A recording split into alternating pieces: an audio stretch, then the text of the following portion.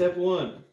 Clean and sanitize primary fermenter and lid and spoon and hydrometer and tester and hold wine thief and bung and airlock and thermometer as described above. Okay, so we gotta sanitize everything. All the things. All the things. That's pretty standard. Pretty standard. Okay. Good.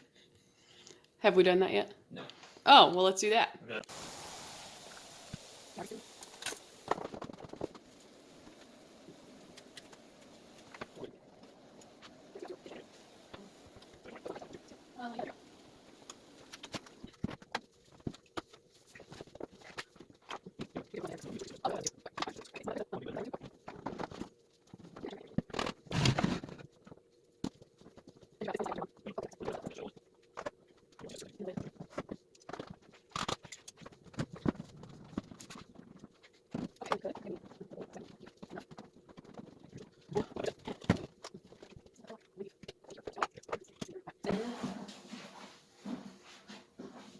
All right, so we've got all of our stuff sanitizing here, all of our tools and equipment.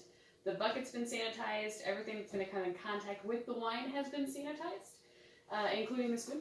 So now, since we're on septic, we can't pour our bulk sanitizing water down the drain. Neil's going to have to take it outside and chuck it out in the yard, and then we will put all of our ingredients together in the primary fermenter. It's going to stick in the primary fermenter for 5 to 7 days or until the bubbling kind of slows. So the bentonite clay first, any kind of purifiers first, and then your juice, add your water and your flavors, pitch your yeast, and set it in about 70-degree temperatures for 5 to 7 days for primary fermentation. So that's generally how wine works. This kit, of course, might have other specific instructions, so we'll go through those as we go. But just an overview of like the big process. All right, so you want to run this? Okay, so we are going to go ahead and get the juice bag into the primary fermenter. Then we're going to top it up to the 6-gallon mark, which will make approximately 24 bottles of wine. And then we're going to stir vigorously with the wine wand that we have. How does it smell? Smells like your wine. Ooh.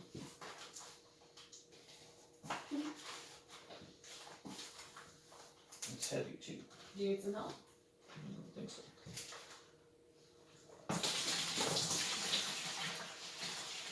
Red wine juice stains. Remember that.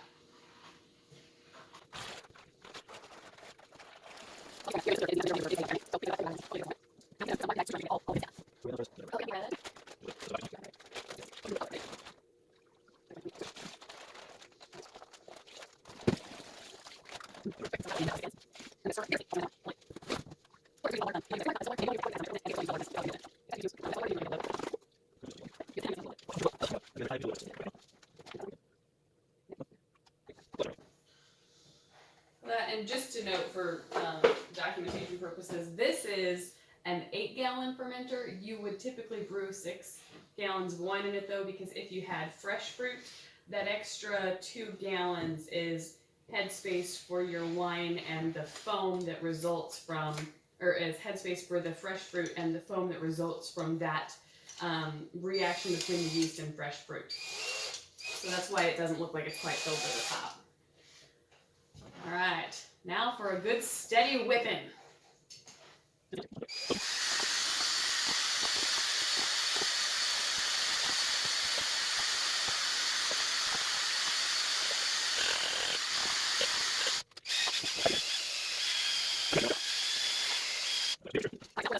For the specific gravity reading, I have my hydrometer. It's in the tube, and then this is called a wine thief.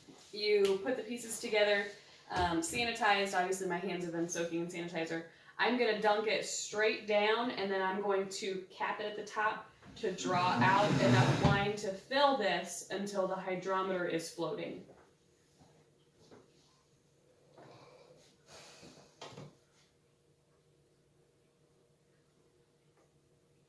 So I'm going to cap it pretty tightly.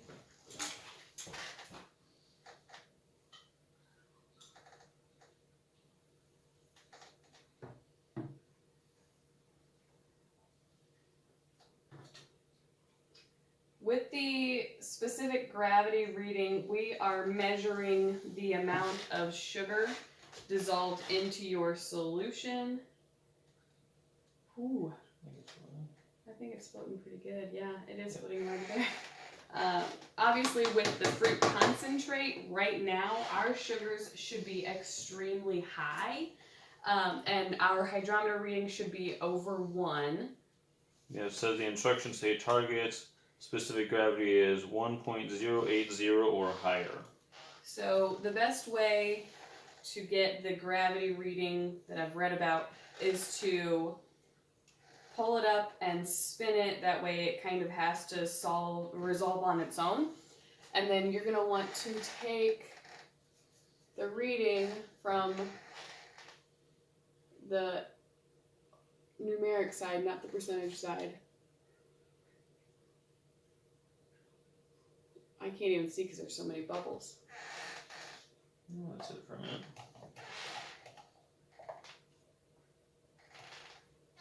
Here, I'll just get it on the video, that way you guys can see. And we can reference it later. Yeah, can we get the bubbles out of there somehow? I don't know. Can We you could pour them pop off, them. maybe? Well, I think the bubbles will stay.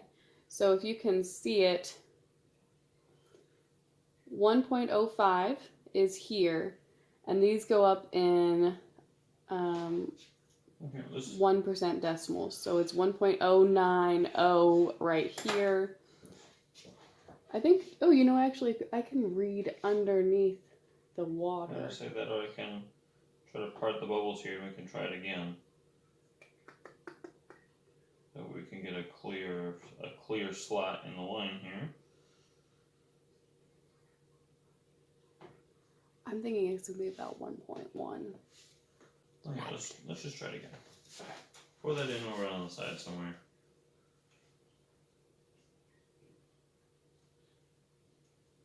There you go.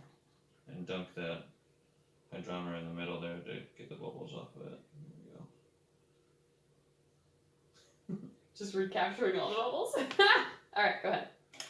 Alright, let's try this. I'm just thinking.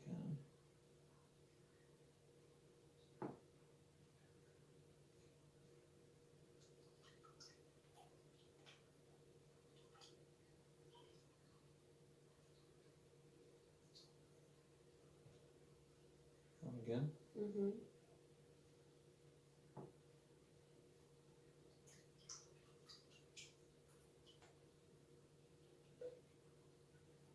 It's floating.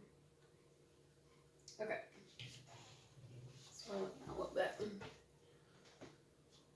Yeah, I'm seeing 1.1. I'm pretty sure I'm seeing 1.1 here.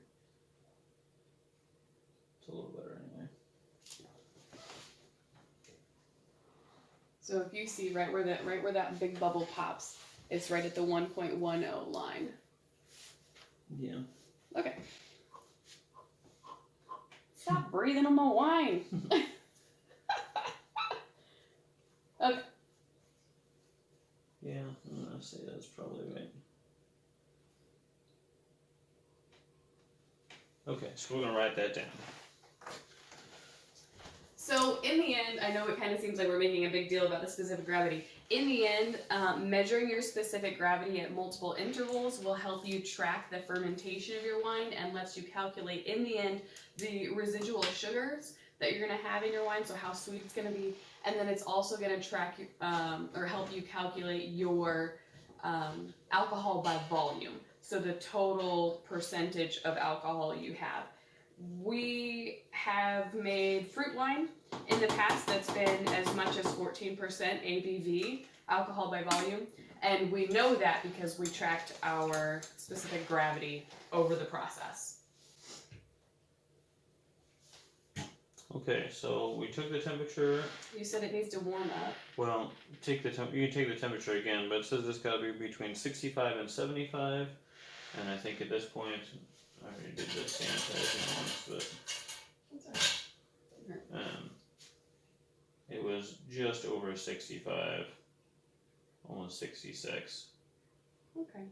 So That's we gotta set it in a room that's a little warmer, and I think the water that we got from the basement probably is contributing to the cool down. Cold, yeah. So then well, and our house temperature right now is like 66. So we are, Look at this, we recorded the starting at 1.1.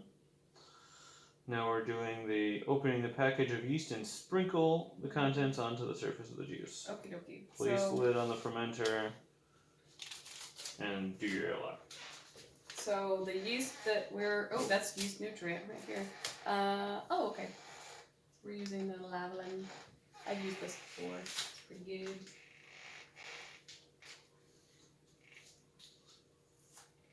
My understanding is the type of yeast you have dictates the flavor of your finished wine. Of course, we've only made, 4 batches of wine? 3 batches of wine, really, at this point. Okay. There's that. And then you said cap and airlock? Yes.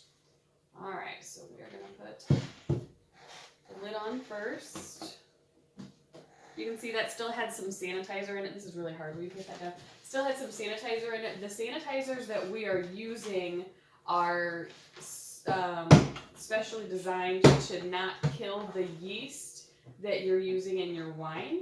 So it kills all of your wild yeast and all of the bacteria and anything that might be floating around, but it does not kill your wine yeast because it's been strained over time to be resistant to that type of sanitizer. Floater and the water come above the line, which they do right now, and it is floating. That's good.